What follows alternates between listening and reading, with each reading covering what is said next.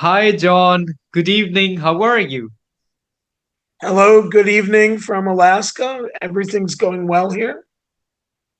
Okay, that's great to hear. So we are meeting for the second time. So how's your health? Actually, we were about to meet, but we were not able to due to your health concerns. So like, what about now? I'm doing much better. I know a lot of people in my school were dealing with a cold. I think the weather and it's been rainy and very cold. So I think a lot of people are dealing with different illnesses, including myself and my students.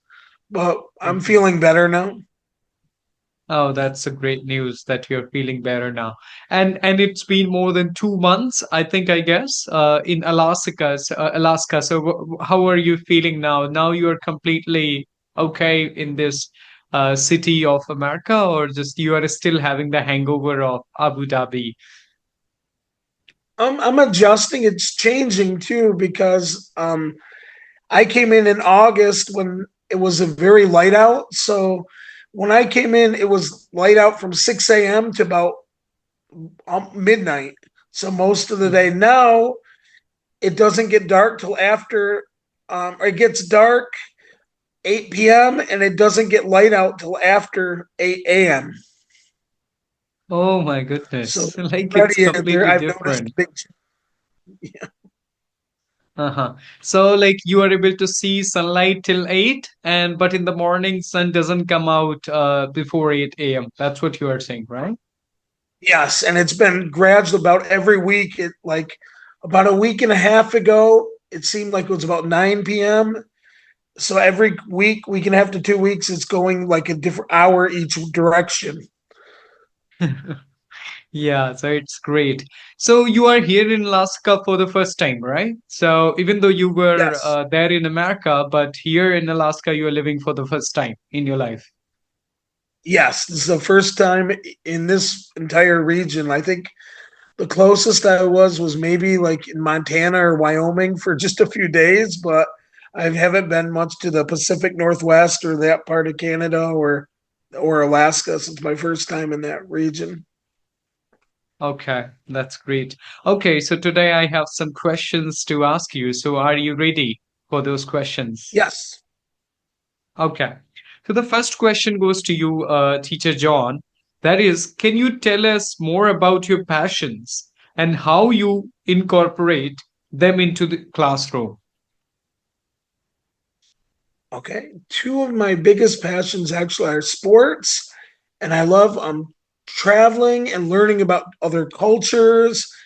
And I was actually a social science major in college initially, and I had a lot like with psychology, sociology, cultural anthropology. So I used to love a lot of those types of social sciences. So being a fifth grade teacher here in a self-contained classroom where I teach my students all the subjects has really been a blessing because in the UAE, I was forced to only do 40 minutes of English only. So I did not have a lot of flexibility to incorporate some of my passions and interests. So, like with my students, one of the things we're focusing on in social studies now is the impact of different people groups on the regions within the United States. So I'm able you know, um, to incorporate my love for travel and cultures and share some of my experiences with students and share how different cultural groups have impacted different cities and different regions within America and just getting students really interested in learning about the world. So I know my students are always asking me, what are the similarities and differences with UAE or Kenya or different countries. So I'm able to share a lot of my experiences. Ah, that's great to hear. But unfortunately, in Middle East, you didn't get chance to teach all these subjects you wanted to, right? You were only allowed to teach English for 40 minutes in back-to-back classes, right? Yeah, so there was definitely not the ability to really be able to do a lot of projects and a lot of cross subject. I love doing like different cross subject assignments and cross subject learning, and I wasn't really able to do that there. Mhm. So when you were at school, were you studious? Were you an average student? How was your status as a student? Actually, it probably depends. I've probably been a little bit of every type of student. Um, so when I was younger, I loved learning when I was, kindergarten, first grade, second grade, but I went to a very rigid school where everything was study, study, study, no real, not a lot of flexibility. And I kind of got burned out from a young age. And as I got older, junior high, I stopped really having that interest. Like I kind of just Mhm. did things to get things done. I would do the assignments, but I didn't have any passion for learning really, or at least for learning traditional school type learning. I loved like learning about sports and had a passion for anything in those in that aspect. Like if it's something I wanted to learn about, I had a big passion for it. Mhm. And So like you I were loved more learning about into like even like sports and in extracurricular activities, sports. but you didn't like the traditional way of studying and the same syllabus and No, the but I textbooks. did like learning like sports history and things that were more like even based like things you want to think of. Like I loved learning about like the origins of different sports and like the impact of I grew up actually about an hour from the Baseball Hall of Fame. So I loved learning Mhm. about like the from the 1920s, 1910, like what it was like back in the different eras, sports, and how things started. So I loved like those type of things. And so I guess like history too was one of the subjects I actually did like because I could Mm. relate to it. That's great. But yes, Teacher John, as you told me that you were very much into sports and as a student, then why didn't you think about sports as a career? I think one thing, it's not the easiest thing to get into. A lot of times, especially unless you have a certain like niche that you're going to, like maybe you're looking for like sports medicine or something. Mhm. But most of the people in sports are people who either played at a high level or know people. So unless you're in those two categories, it can be kind of difficult to break into. Exactly. Following sports as a passion is quite like lot easier than following sports as a career, right? So competition is cutthroat. Even though in India, if I talk about the sports, mainly in India, cricket is crazy. Oh my goodness. Even though the Asia Cup happened in just Dubai, I think yes. So that's how it is. Like people are crazy about cricket. In every single street, you would see people are playing cricket, the kids, boys, the young boys and the people like old people as well, so everybody likes playing cricket here. So it's really really difficult to get into international team of India, I would say. Yeah, so even though now America is just taking interest in cricket and they have the cricket team, last time in T20 World Cup they took part in just cricket. Yeah, that's one thing about America too. I know like American sports, there's so many different sports. So like in America, we have three or four popular ones, but where there's so many different sports that have a following. I mean, you have Hmm. anywhere from like rugby, lacrosse, obviously the traditional ones you associate with America, like baseball, American football, basketball. But then you have, Yes. so you probably can list 20, 30 different sports that have some sort of following. Yeah, America likes to be the part of every single sports around the world. Actually, that's what the thing is. That's why they try to make their team, they try to do their level best. Even though the American cricket team participated for the first time, but they performed really well, and it was really nice to see them. So, okay, moving on with the next question, John, that is related to your traveling, I would say. So, do you like traveling, and what do you like about the traveling? So, Love traveling and experiencing different cultures and just learning about different people, seeing how different people around the world live. And one of the things I really love too is just seeing things that are different and unique. And I don't like necessarily going to the cities that like are all a replica of themselves. I like seeing things that are different. That's one thing actually I like about here, the town here is all the restaurants, all the stores are things you don't find anywhere else. They're things you can't Mhm. find like in other places. It's not like going down a major city in the US and you're like, oh, I know that restaurant, I know that, I know that. I know, oh, there's Walmart, there's Target, there's Chili's, there's Olive Garden, all the recognizable brands. Everything is unique. And so I really love that about living here. And I and Absolutely, actually I can that's one of the understand. things I loved about countries such as like Armenia and Georgia and Kazakhstan and some of those countries. I found a lot of that to be true in those countries as well, where a lot of the places were unique to that region. Okay. So, have you ever been to India? I have. I was in let's see, Fort Kochi in Kerala. Yeah. 2016. Yes. Mhm. So, how was your experience being in Kerala? How did you like it? I loved it there. I was only there for like a long weekend, but I loved the culture. I met a guy who just took me around and in his tuk-tuk, he took me around and showed me everything. And actually, I purchased a cooking lesson from his wife so they could help. So they taught me how to cook the traditional fish in different ways that they cook things traditionally. And then took me through all the traditional tourist places, but I also got to see things that were maybe different from than what a traditional tourist might see. What about the people? Did you like people of Kerala? Were they welcoming? Did you like them? I feel yeah, most of the people were very welcoming. I feel that I felt very safe. I felt it was very welcoming, warm city. I definitely had a good experience. Okay. So, from Abu Dhabi to you came to Kerala, right? From Middle East to India. Yes. Yeah, because it is close. Otherwise, from America to India, again, it's a long time journey. Yeah, it was about a maybe little over 4 hour flight. Yes, yes. Okay. So another question goes to you, like, do you have any memorable experiences about a certain destination?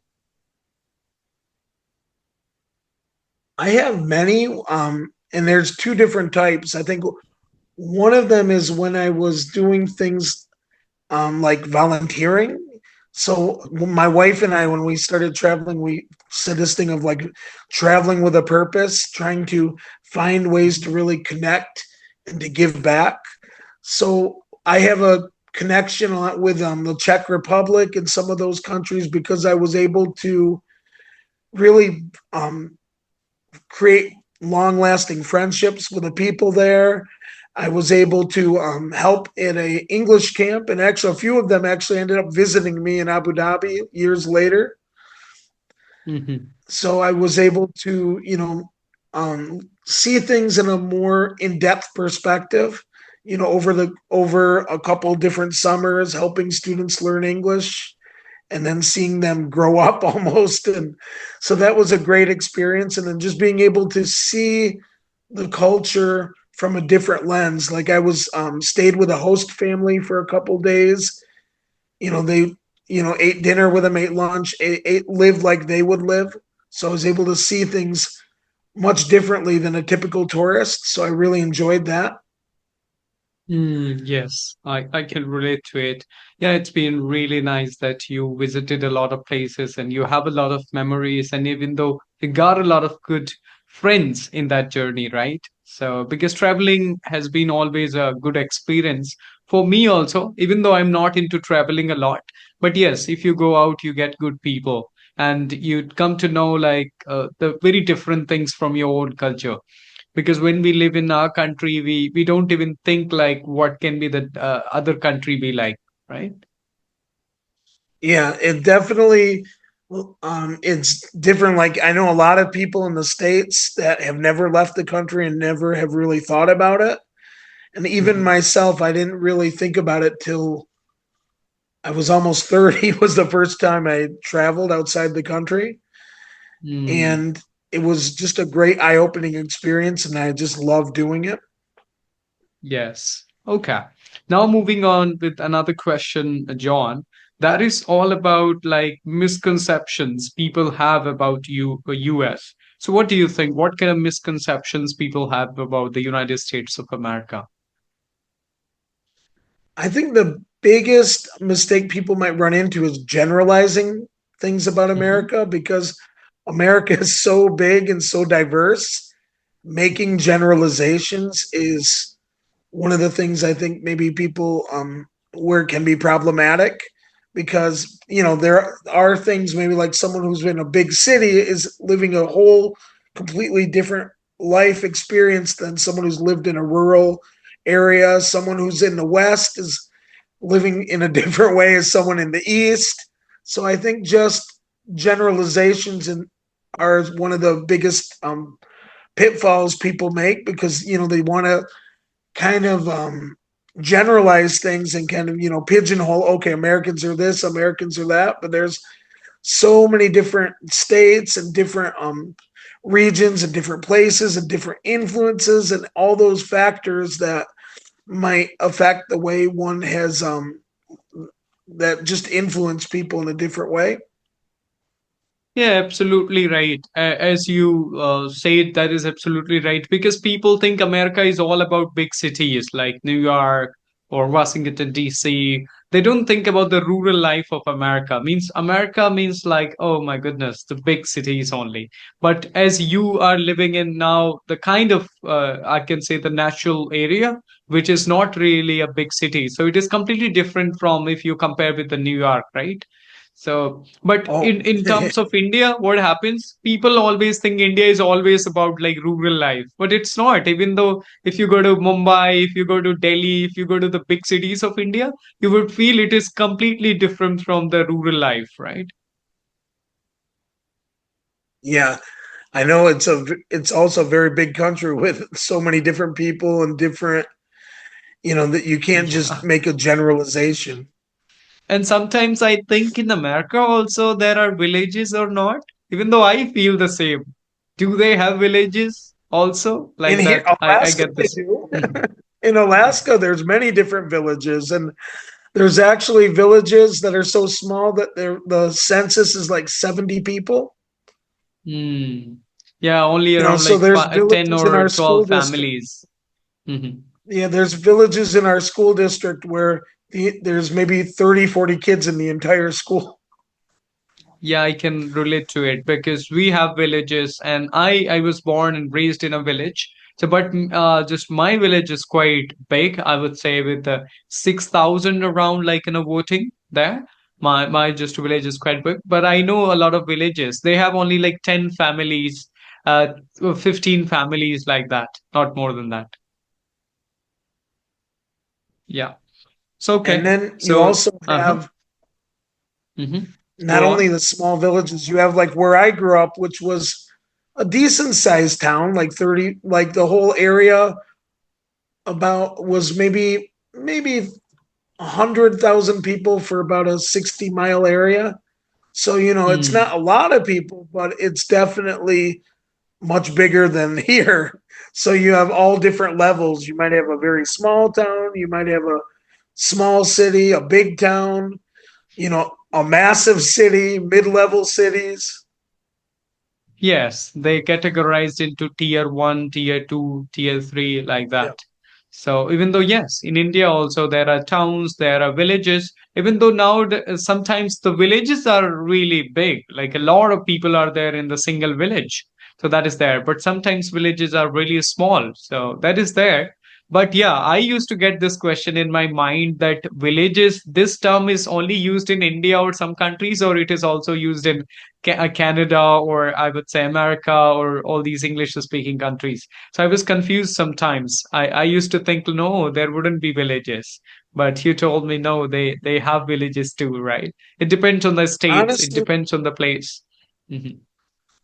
honestly though, the only time I've really heard most of the villages grow is in Alaska. Like that's where I hear, I've heard it most is with, being in a school district where there's I think 26 villages that the school's responsible for, but it's not something I heard much in my other, in Arizona or in New York. Yeah, so that would be the great experience for you to be there, just to experiencing a different life from the place you were grew up. Yeah, Yeah. Okay. absolutely. And Mhm.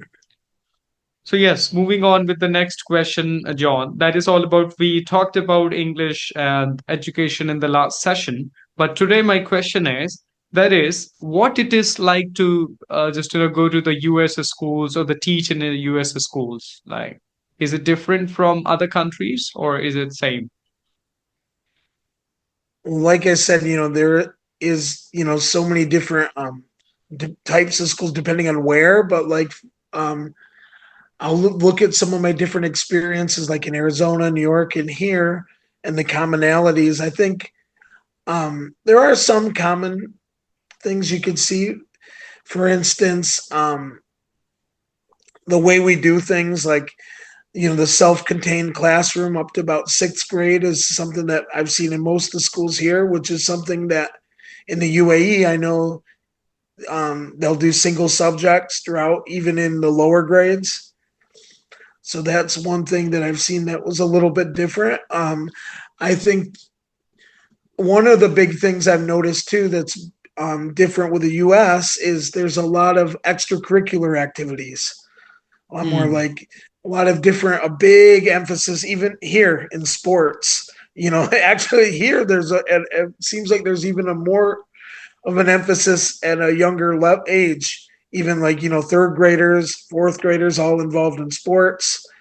That's a something you see a lot here. Um, some of the other differences, I think, are just it. Like I said, it does depend a little bit of where you are. Like in Arizona, there was a lot of emphasis on charter schools. Whereas in New York, it was more the traditional system where you have one school, that you're where you live, that you're in, that's like the neighborhood school for your town that you would go to. Whereas in Arizona, you had what they call open enrollment, where you could pretty much apply to go to any school. And as long as you provide your own transportation, they can accept you. So you had a lot more flexibility of options of where you wanted to attend. Hmm.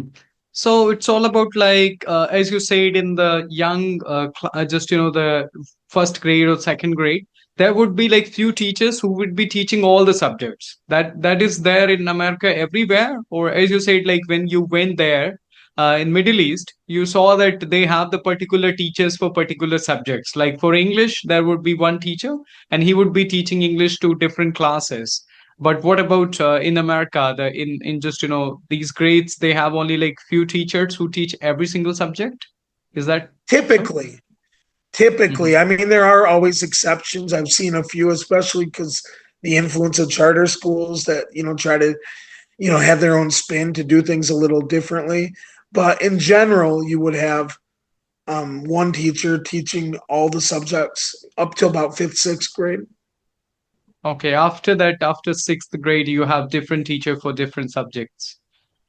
Yes. Okay, for higher classes. Okay. So means like if you want to teach primary kids, you need to have the knowledge about all subjects. Science, Yeah, social science, mathematics, English.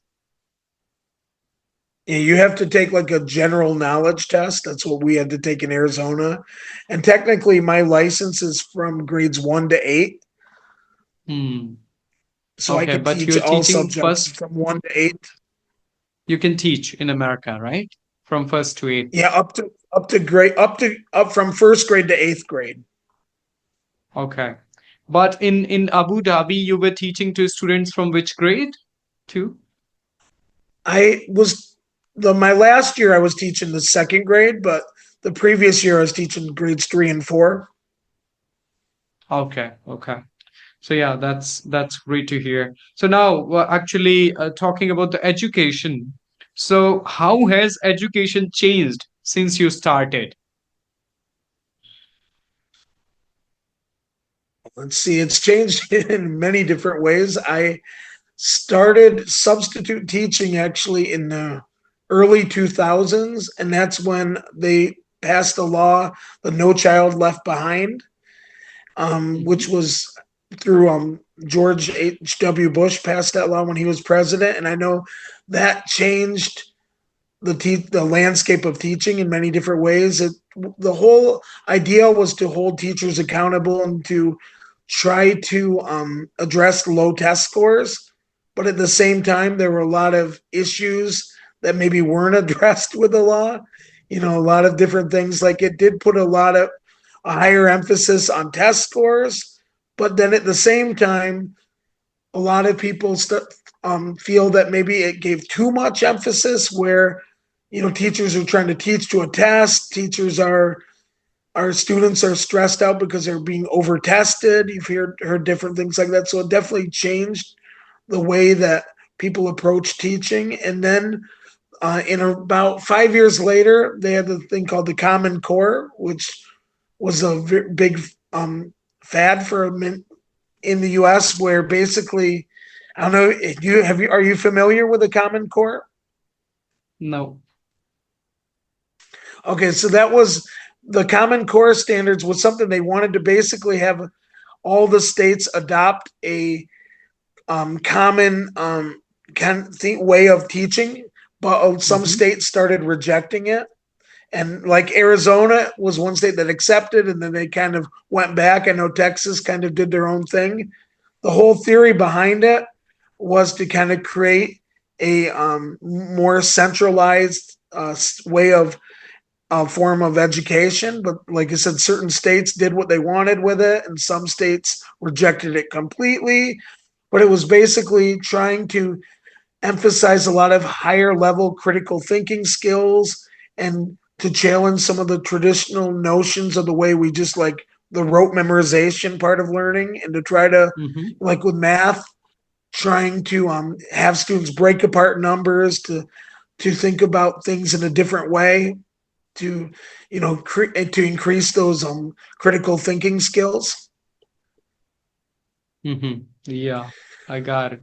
So it has changed a lot since you started, and now you are able to see a lot of changes in American education system, right? And it And depends on then the states also as well.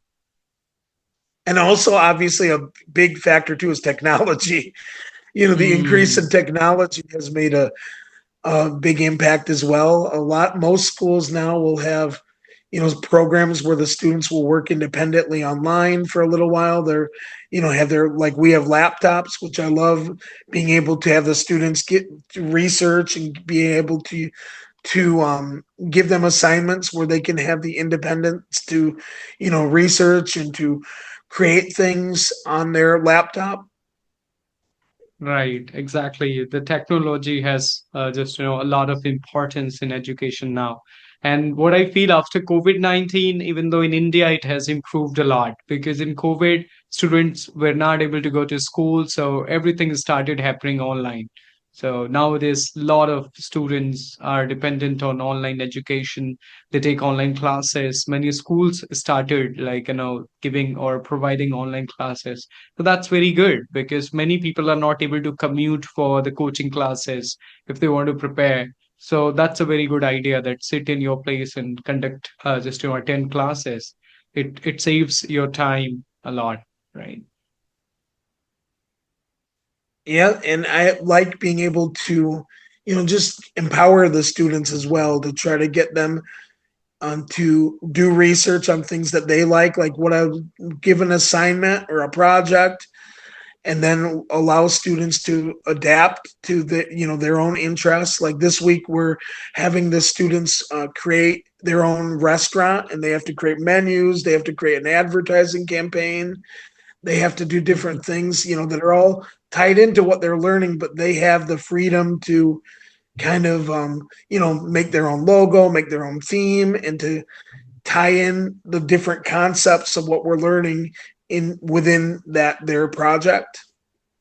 Yeah, it's very good that it will help them to earn money in future, right? So if they will Yeah. come to know all these things in early age, obviously it is going to help them a lot. Yeah, and I think too, being able to see the real world implications of the learning and to be able to, to make it realistic for them and to make it something that is relatable. Yes, exactly. So, okay, moving on with the final question of the session, Teacher John, about your YouTube channel. I came to know about you from your YouTube channel. So, that what is that drew you to YouTube, and what kind of challenges did you face when you started? So, yeah, what inspired you to come on YouTube? I think one of the main reason why I chose to do YouTube was to just be able to connect with the students, be able to explain concepts to the parents, and to be able to just have a channel or something where if maybe a parent or something doesn't understand, I can have them practice, have them being able to see what we're learning, and then it kind of spiraled into okay, I know some other people who wanted me to who want to learn English and they wanted me to go over certain skills. So I started expanding, and then gradually, as I went to different schools, I just kind of kept teaching, what I was at the time and to sharing different things. But it has been a bit of a challenge because I'm not a full time YouTuber. I don't have a lot of extra time, so sometimes it has been challenging because I'm still at a relatively low subscription rate, and I'm not right now. I haven't been able to put a lot of heavy investment into different things. So, I know a lot of the AI features that people are using, or a lot of the different production quality things that investing in their channel. That's something because I haven't been able to really prioritize that yet. So that's something that has been a bit of a challenge. Yes, I can understand. YouTube is more nowadays, it takes a lot of time. You need to invest money, you need to invest time, you need to create really quality content if you want to get more and more people. It's not that easy like it used to be in 10 years ago. So now it's really difficult for you to do well on YouTube. So as you said that you are not a full-time YouTuber, then I can understand like if you are into teaching or you have to create plans or the lesson plans for your students, you're more into offline teaching, it is very difficult to do a lot for YouTube. Yeah, and that's completely okay because YouTube takes a lot of time. If some people, if it is for the passion or the kind of hobby you're following it, it's good, but if you want to make it as a profession, then it's way more difficult than we think nowadays. Yeah, absolutely. And that's something now that I'm here in Alaska where I have a little more time than I did in the UAE. Maybe I'll Mhm. try to find ways to incorporate what I'm teaching in my class and to do a little more research and learn different things how ways I can produce higher quality videos and to Mhm. use some of the content that I'm providing to my in my classroom and to be able to create some videos. So that's something I would like to do. I just need to sit and brainstorm and come up with some ideas. Sure, all the best for that. I hope you will be able to create more and more content in future. So, okay, it was really nice talking to you, Teacher John. Again, I got a lot of answers, and they were really amazing. I was able to know about the American education and how do you teach your student? How did you come into teaching? So, all those things were really amazing. So, thank you so much. Many, many thanks to you for joining me today again. And yeah, it was really nice talking to you overall. Thank you very much for having me. Yeah, It pleasure was mine. So bye nice bye. to Take be care. able to share. Bye. Thank you. Bye.